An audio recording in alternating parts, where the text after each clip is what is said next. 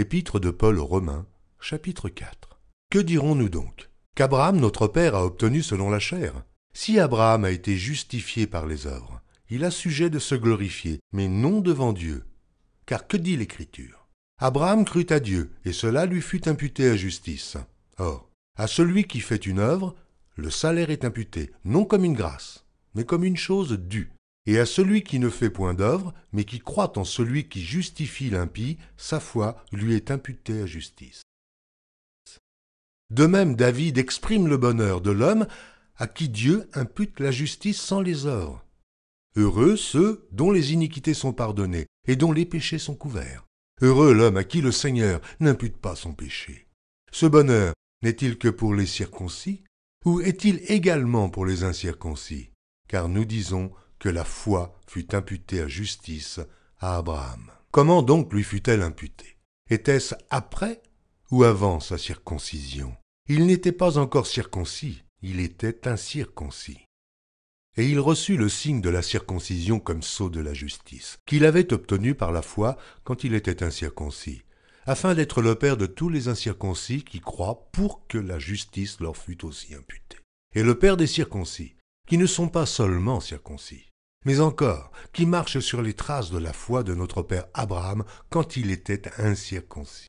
En effet, ce n'est pas par la loi que l'héritage du monde a été promis à Abraham ou à sa postérité, c'est par la justice de la foi, car si les héritiers le sont par la loi est vaine et la promesse est anéantie, parce que la loi produit la colère, et que là où il n'y a point de loi, il n'y a point non plus de transgression. C'est pourquoi les héritiers le sont par la foi, pour que ce soit par grâce, afin que la promesse soit assurée à toute la postérité, non seulement à celle qui est sous la loi, mais aussi à celle qui a la foi d'Abraham, notre Père à tous, selon qu'il est écrit « Je t'ai établi, Père d'un grand nombre de nations. Il est notre Père devant celui auquel il a cru. Dieu qui donne la vie aux morts et qui appelle les choses qui ne sont point comme si elles étaient. » Espérant contre toute espérance, il crut, en sorte qu'il devint Père d'un grand nombre de nations, selon ce qui lui avait été dit « Telle sera ta postérité. » Et, sans faiblir dans la foi, il ne considéra point que son corps était déjà usé, puisqu'il avait près de 100 ans, et que Sarah n'était plus en état d'avoir des enfants.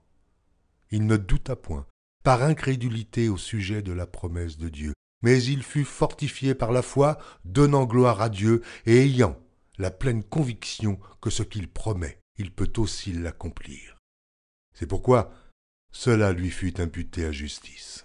Mais ce n'est pas à cause de lui seul qu'il est écrit que cela lui fut imputé.